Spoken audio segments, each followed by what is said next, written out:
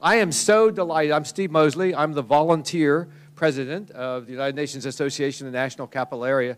This is one of my favorite events. In fact, there are two favorite events. One's the career dinners in the spring, and where you are, and the career dinners in the fall. Because those of us who are a little bit older than some of you in the room, we get a chance to renew our knowledge about what you're concerned and interested about, how you see careers in international development and all the other global affairs areas of interest that you've signed up for tonight. I did that once. It was a long time ago. And now I always need to renew my understanding of what your interests are. And you help actually cause those organizations who are in existence today to refresh their thinking about how to take full advantage of your wonderful skills. The biggest change, I suspect, between the time I was looking for jobs and looking for career enhancement was that I almost never had any experience while I was still in school. I haven't met a single student in the United States at undergraduate or graduate level, or who's already started a series of careers, who if they've already got a job, they're also volunteering. And if they're in school, they are always finding every minute of every intercession to find a job that's relevant potentially to what their interests are, or to volunteer as an intern even at the school, at the undergraduate level. That is an amazing change, I must say, and it greatly enhances, I think, the opportunities you have for interacting with prospective employers and bringing skills, because you already have a skill sets, which I think a lot of us with a general broad degree or even a specialized degree like law didn't actually have that relevance. So it's a wonderful opportunity for you to come together for us, and it's a wonderful opportunity for us to learn from you tonight through the conversations we'll have in each of the dinners. I think there are 4 dinners here and then 2 dinners outside. I don't know, are any of the people who are attending the 2 dinners outside here as well? Ah, okay. We'll make sure you're getting out of here on time to get to your dinners as we get going. But thank you very much indeed for being here. As a volunteer, I have the privilege of working with mainly other volunteers who serve the United Nations Association. The institution wouldn't exist and wouldn't have the strength it has but for volunteers. But we also have a wonderful core staff. And 2 of the volunteers, though, they'll be introduced later, are Laura Blyler and Lanice Williams, who are outstanding, the co-chairs of our Young Professionals program. So tonight, this program is put on by them, organized by them, served by volunteers who work with them as volunteers to bring these kinds of programs about. Overall, though, the program is under the administration of Paula Boland, who's standing here to my left. She is the executive director and has been for a little over 10 years of this association. And I'm just very pleased to introduce her to give more words of welcome to all of you. And then in turn, she'll introduce the principal speaker this evening. So thank you very much, all of you, for being here. Thank you very much, Steve, and also for joining one of our dinners tonight on international development. Good evening. Good evening and welcome everyone to the spring edition of the Career Dinner Series, the signature program of our young professionals, ably led, as Steve said, by Laura Blyler and Lanice Williams, and many more that are volunteering tonight and also helped make this program happen. I hope, if you're not yet a member, that you will consider joining our association. Our association has a very important mission, one that I think has never been more critical than it is now, and that is to educate and mobilize our members, our community, to build a strong US-UN partnership. So we need you. We need you to be actively involved in UNA-NCA, and there are many ways that you can do this. You can join the young professionals through the career dinners programs and more. You can also join committees that focus on international law, peace and security, sustainable development, human rights. We have leaders here that can tell you more about it. And we also have a Model UN year-round program known as Global Classrooms DC. So there's a lot of ways, and a very active advocacy committee, I should mention that. So you can really make an impact, not only globally, but here in your community. And we give you that opportunity through the framework of the Sustainable Development Goals. So I hope that you will consider joining, and if you are already a member, that you will really get yourself very actively involved. That was my journey. I'm an attorney by training. Came from Argentina to do my master's in environmental law, but I ran into UNA and the young professionals at the time, and led the Latin America Committee. And it was really through that experience that I discovered my passion for international affairs. And my advice to you, be open, because you never know. For me, it was a 180-degree career transition, but one that I enjoy every single day. And I started as a volunteer. I became the chair of the young professionals, and I'm now the executive director. So you never know.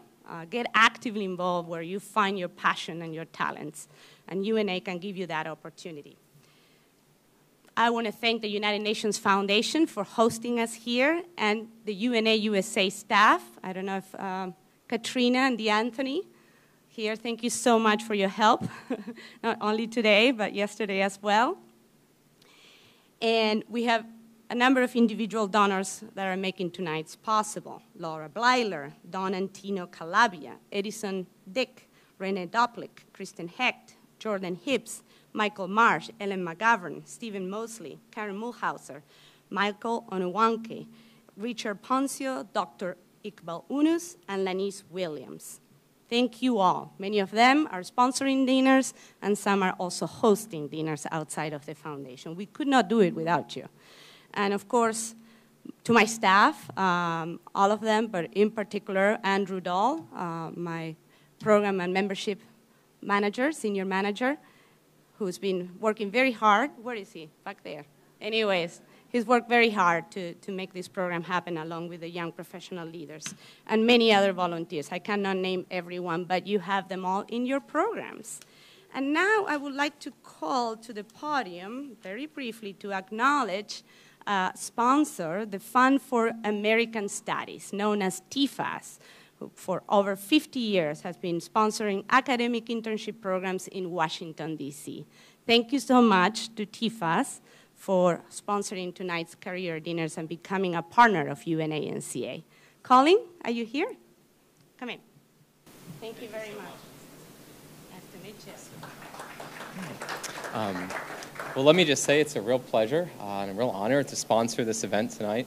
Fund for American Studies has been around for quite some time. We were launched in 1967. Since then, we have developed I think, an impressive alumni community of over 14,000 alumni all over the world, many here in D.C. We offer over 20 different academic programs, fellowships, and seminars, many of them taking place here in D.C. But we also have programs abroad in Chile, Prague, Hong Kong, and elsewhere. I run our International Affairs program and actually work with UNA-NCA. I do have the pleasure of seeing a lot of students that come through our program, getting to interact with your great organization, and I think there's a lot of synergy between our missions. We're dedicated to educating, training, and equipping with the tools that are necessary to support a free society, beginning in high school and going all the way up through college, and we have a law program, and beyond. We have programs for young professionals and mid-career professionals. So it's a real great pleasure to help support your mission,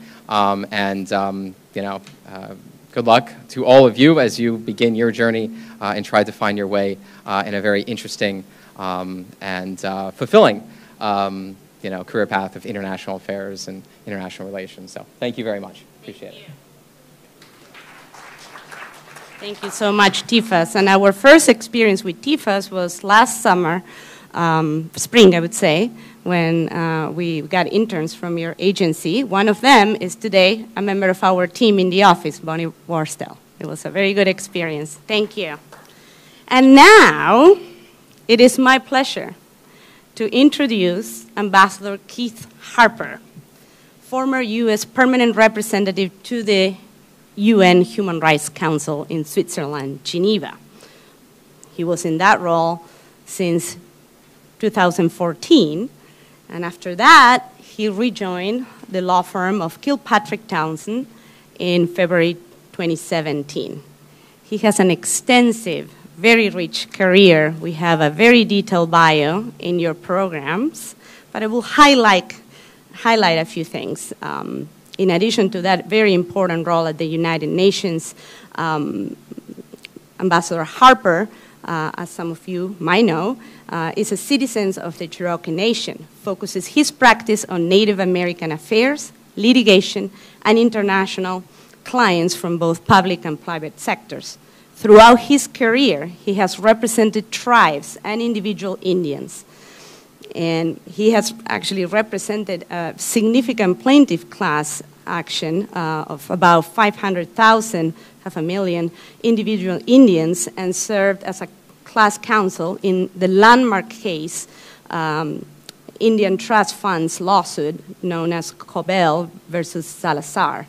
That was the largest settlement of a lawsuit against the United States in history. Remarkable. So, as I said, there's a lot of detail in his biography that we included in the program, and also a lot of awards that Mr. Harper has received over the years. But one that I don't see reflected here, and we will update that biography, Ambassador, is that 2 years ago, you received the UNA-NCA 2017 Tex Harris Diplomacy Award. The award that we give for, to individuals for their significant contributions in advancing human rights through the use of diplomacy. So, an honor to have you. Thank you so much for joining us.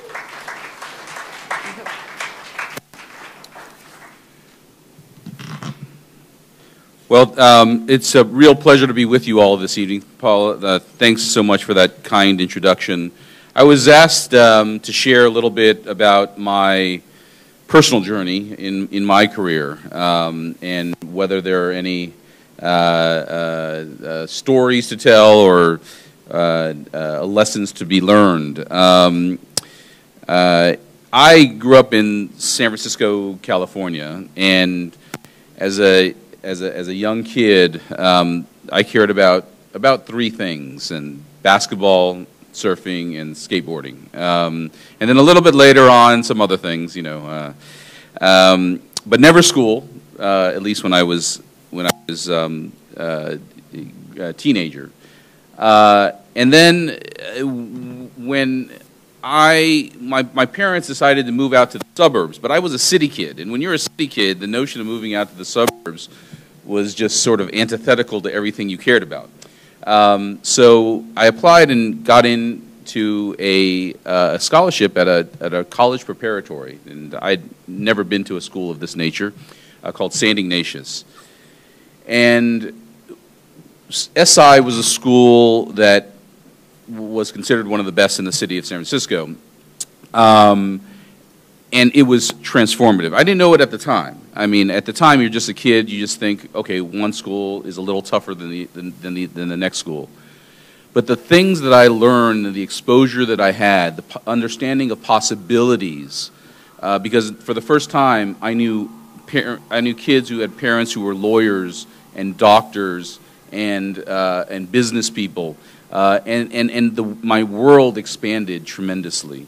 And so one of my early lessons was, first, there's a lot of luck, right? There, you know, I just happened to apply to this scholarship. I just happened to get it, and because of that, it was a fundamental shift in, I think, my trajectory. When I was in public school, most of the kids were talking about whether to go to City College or maybe San Francisco State if they were really ambitious. At St. Ignatius, the conversation was, are you going to go to Berkeley? Are you going to go to Stanford? Are you going to go to UCLA or USC? Or are you going to go to an Ivy?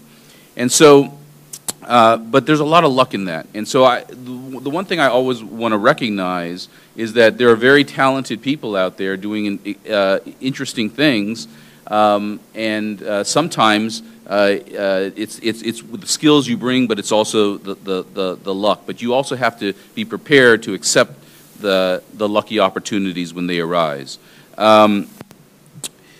So I went to Cal Berkeley after high school, and then to NYU Law School. Again, it was one of these things. To NYU, so I went to NYU, and there you have it. It was another place where it fundamentally changed the trajectory of my life. One thing I very much appreciated more in law school than in college was the importance of putting yourself out there. And if I have a number of key things, one lesson I've learned is that you have to put yourself out there. You know, Paula talked about joining UNA or whatever you're going to do. Being here tonight, it's putting yourself out there, saying, I am interested in something, and I am going to put myself out there. Because I remember in college, I never went to what they called visiting hours, which is when professors open up their office for you to go talk to them. I kind of thought of it was like, if I was doing terribly in the class, that's when you go to visiting hours to try to convince the professor to give you a break. And so, you know, I never saw it as an opportunity to engage with people who are experts in an area. And one thing I've learned is that those kinds of folks, whether they're professors, whether they're in foundations, many of them are completely 100% willing to help young people succeed. So if you engage with them, it is highly probable that they will want to engage with you as well. You know, one of the things that you often hear is that you should choose the path of work that either compels you or you find enjoyable. And I know it's a cliche, but just because it's a cliche doesn't mean that there isn't truth in it. And I know that when I have made decisions in my life based on what I care about, what I want to do, rather than other considerations, it's always been an important inflection point in my career. And I can give you a couple of examples. But I do want to say this, too. Every job, everything that matters has some drudgery. I'm a litigator, and there is drudgery in litigation. I was a diplomat for a number of years, deeply honored to serve this great nation. And even there is drudgery as well. You know, being up at midnight in order to get a conference call between Sri Lanka and DC at the same time. You know, just stuff that not as pleasant as you would like it to do, or just having to read volumes and volumes of material. But in the aggregate, it is something that compelled me because I care deeply about human rights. I think they're foundational to the entire notion of international peace, security, and ultimately prosperity, is the notion that governments should treat individuals a certain way. It's a key element of what we call the international rules-based order. So doing that work and seeing us and representing the United States and aiding the promotion of human rights was the driver for me. And so you work through the drudgery, but you also have the times of being able to accomplish things with your teams that you may work with. So looking back, I see a couple of instances where I was presented with a very stark choice between directions of my career. One was after law school. I did a clerkship for a judge on the U.S. Court of Appeals in the Second Circuit in New York. And prior to that, I had worked for a little while at a firm called Davis Polk & Wardwell. It's a Wall Street law firm in New York City. And so I had the choice of whether or not to go back to Davis Polk and make a lot more money, or go and try to begin in the public sector. Now, I had two great interests coming out of law school, and those were my drivers. The first was international relations. My wife calls me a foreign policy nerd, which is probably accurate, and then federal Indian law, representing or doing work regarding Indian tribes in the United States. And coming out of my clerkship, I had to decide whether I was going to go back to the firm, a big corporate firm, and not start an Indian law practice, not start working on Indian law, or go and try to get a job, a much more difficult task actually, to go get a job working for Indian tribes. And I was fortunate to get a fellowship that allowed me to go to this place called the Native American Rights Fund. And I decided to go there even though I was making 1/4 of what I was going to make at the firm, and I had a baby girl that was born that same year. So, but I made the decision to take that job because I fundamentally believed that the path that I wanted to be on was to litigate on behalf of Indian tribes. And so I took that position. About 2 years into my practice, a woman named Eloise Cobell walked into our office at the Native American Rights Fund. She asked me to bring a case suing the federal government for mismanagement of trust funds. And I brought that case along with other lawyers in 1996. As Paula was saying, in 2009 it settled for $3.4 billion after many decisions by various levels of courts. Had I gone to Davis Polk, none of that would have happened. Had I gone to Davis Polk, I would have been a litigation associate doing document review.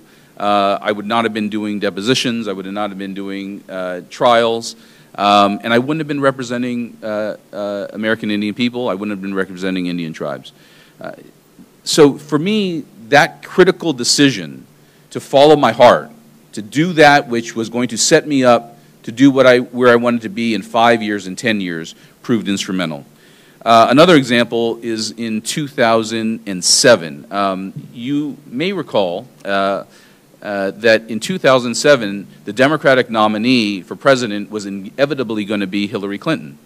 And that was in Washington, D.C. And I had a good friend who was chief of staff for Senator Barack Obama, a guy named Pete Rouse, and he invited me to join their campaign. And I really thought highly of Obama. I thought he was going to be a great president if he were to be elected. And so I joined that campaign, despite the fact that we thought after Super Tuesday we would probably all just go home, because that was the atmosphere at the time. Well, it didn't turn out that way, and because of that, I was able to build strong relations with that administration. I was on the transition team for President Obama and Vice President Biden. And I couldn't take a job right then because I was still trying to get that Cobell case settled.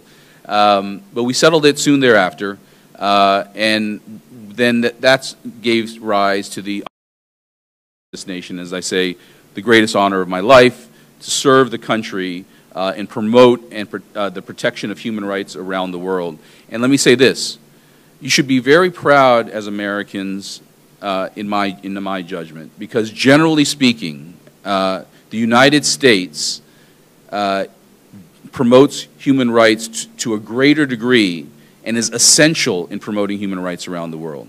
We spend a considerable amount of resources evaluating every country around the world through the State Department every year on their human rights records. And those are highly influential in our bilateral diplomacy, and they're highly influential in our multilateral diplomacy.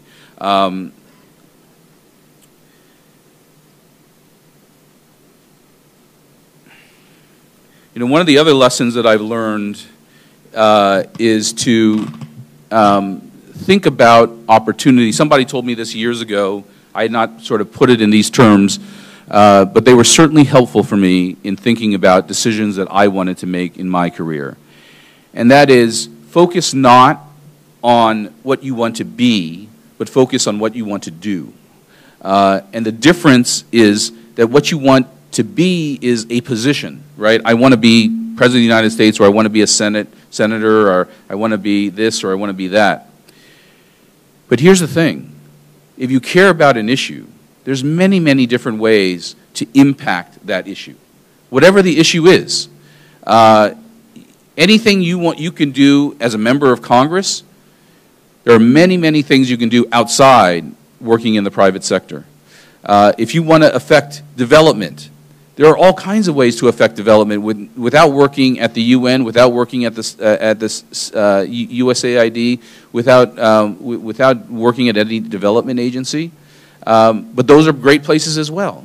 All of these places are lead to the development of norms. They lead to the development of processes. They lead to the development of initiatives.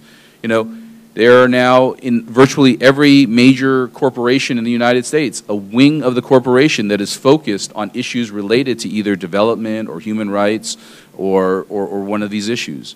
So think broadly about what you want to do, define what you want to do, let it be the driver, understand where you want to be in a decade from now, in the sense of what you want to impact. And I guarantee you, if you think about it in those terms, and you focus on those things that you want to achieve as far as changing things or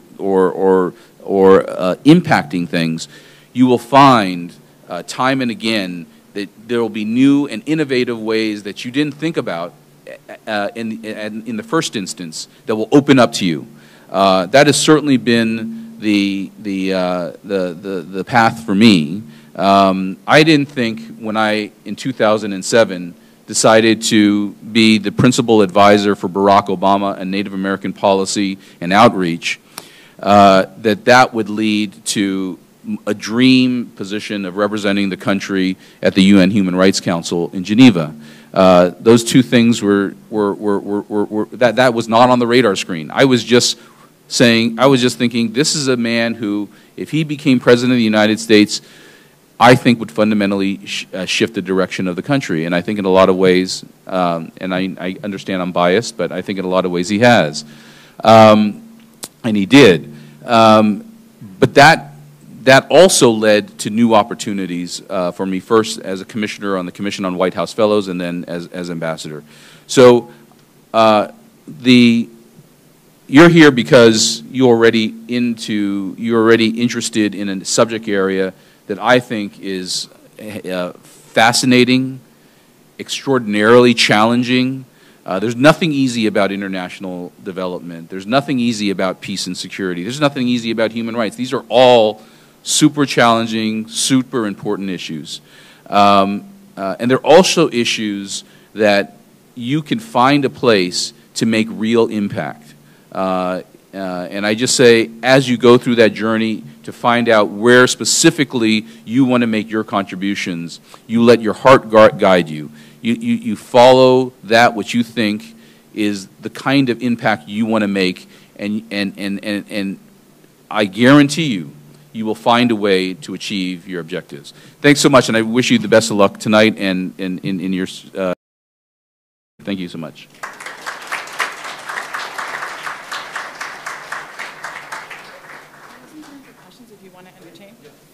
We have a few minutes for questions. We'll probably take 3. If anyone has any questions.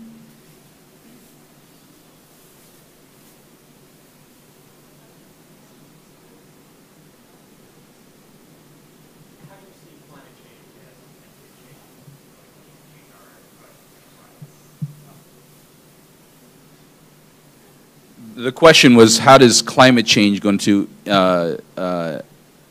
change the approach to human rights? Well,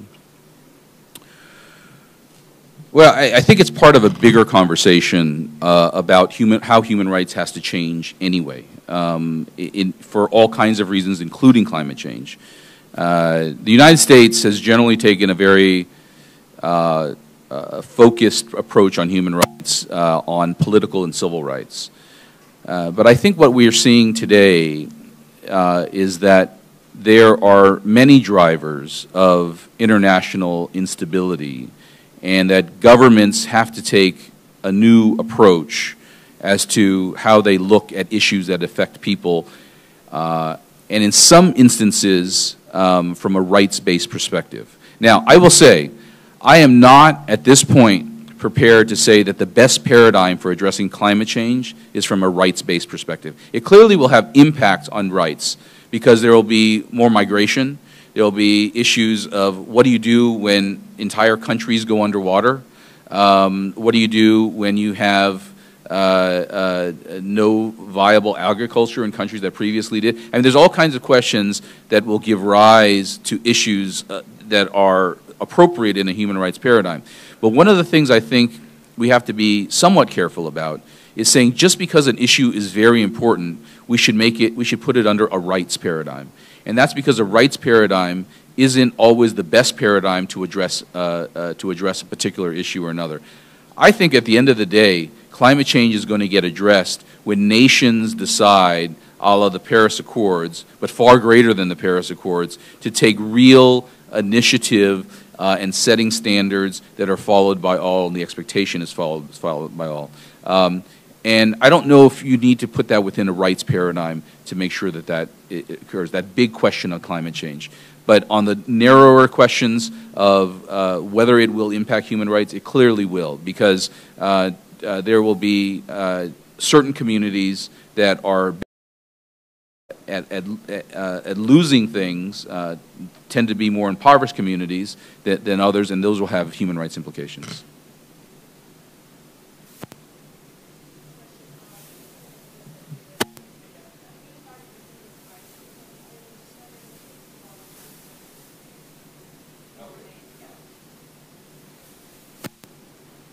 Well, I mean, I think they are horrifying, and they should be universally condemned. The question was, what do I think about the current situation in Brunei with the passing of laws that allow for the stoning of people who are LGBTI?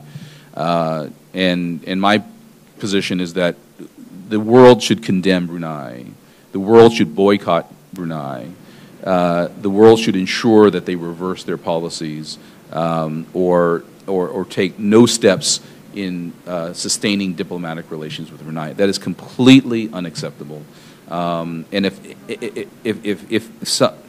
I think they will reverse themselves, because I think that the pressure will be continuing and sustained. Even if, I'm not so sure this administration in the United States will sustain the pressure as it should sustain the pressure, but I think that there are others who will. One of the things the Human Rights Council passed in my last year, it was one of our key initiatives for the United States, was a independent expert for to study violence and discrimination against LGBTI persons, and so the UN will be, I think, quite active in this, and we need to take these things very seriously, and also we have to make sure that Brunei is that there's an example set there, that this kind of heinous policies should be rejected internationally.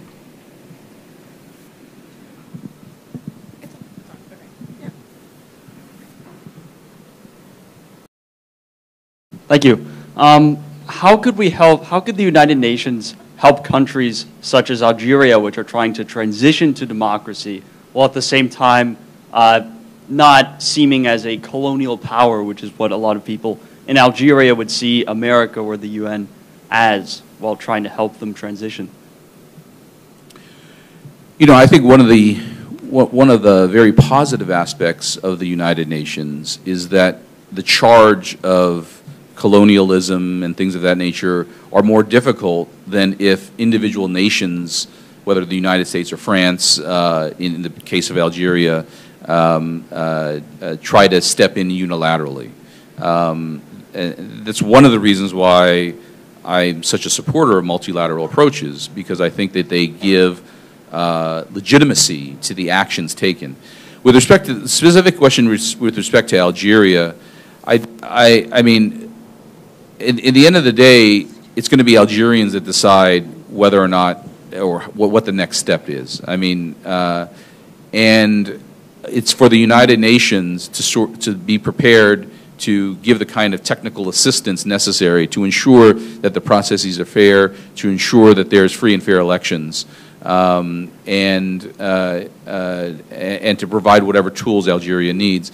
It's not a situation where I think you can have a ham-handed approach, because I think that kind of a ham-handed approach would necessarily lead to actually less ability to impact Algeria in an effective way. So it's going to have to be carefully done. I think Gutierrez, it's on his radar screen, and I think the Secretary General, who's incredibly competent, will be somebody that can move it in the right direction. It's a delicate situation, though. Hello, how are you? Good. So just hearing you and listening to the overall things that you discussed with the group, it was a common theme that you kept bringing up, which was opportunities, and that you were awarded these opportunities. So I'm curious to know what opportunities led you to the point where you became an ambassador, because I am interested in doing that. And I think I'm not the only one in here, want to know the pathway that you took in order to get to that point, because obviously it's impressive. Well, so there's two paths to becoming a U.S. ambassador. The first is to be a Foreign Service officer and work through the State Department. And if your career is successful within the State Department, then at some point the hope is that you will become an ambassador bilaterally, or in my case, multilaterally. The second way to do it is to support a president in a campaign. And there's different ways to do that, I did it for more of the kind of advise position, working on the campaign, working on outreach, working on policy, and there's others that that do it more on the what we call the finance side, so it really depends on what you want to do. I will say this: I had an extraordinary amount of respect for the people at the State Department before joining the State Department, and now my respect level for the men and women there that work incredibly hard on a day-to-day basis to keep Americans safe around the world, to keep the world stable, to grow prosperity around the world, is almost unbelievable. And so becoming a Foreign Service officer or becoming a civil servant in the State Department, I think, is a high calling. And it's one that I think I would recommend to anybody who's interested in these areas. I mean, it takes a particular person, because you're living half your life, if not more, abroad, and there's a lot of sacrifices that go along with that. And so it's something that should be carefully considered. And then the other route is to become successful in a different career, and then support presidential candidates, and see if you can get your name in the ringer. And then,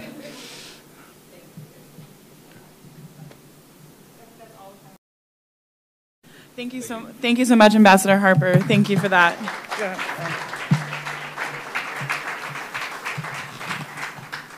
Hi, good evening, everyone. My name is Lanice Williams, and I serve as the chair for the Young Professionals Program. And I'm Laura Bleiler. I'm the Vice President of Young Professionals on the board for UNA-NCA. So first this evening, we want to thank all of our speakers and all of our volunteers, as well as our hosts and sponsors. This evening wouldn't be able to happen without all of you. And we want to ask all of our volunteers and our volunteer leaders with our program to just raise your hand so we can acknowledge you this evening.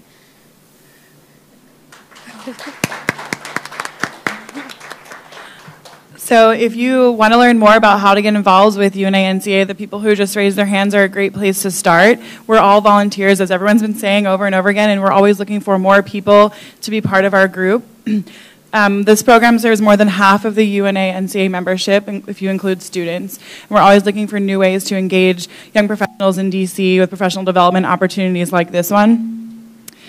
So we'll be sending a follow-up email after this on Monday. So we'll have a survey, so we love if you give us your honest feedback, but also you can connect with us there if you want to join any of our committees who are always looking for new leadership or volunteers and new ideas. And some of our committee leaders are in the room as well.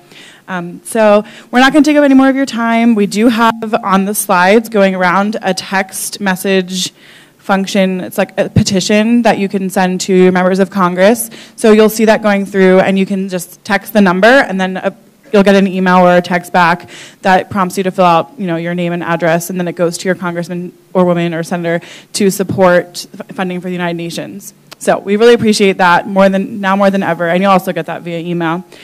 So we're going to wrap up now, and all of you who are staying here for dinner on site, continue to stay here. But those of you who are going to Women, Peace and Security and Refugees and Migration, please make your way to the front by the reception desk, and there'll be 2 volunteers there who will help you get organized and get you over to Karen Mulhauser's house and Don Calabia's house. They're both waiting for you all, excited to welcome you in their home, and can't wait to see how the evening goes. So if you're going off-site, please, wrap up, go to the bathroom, whatever, and then meet your volunteer at the front.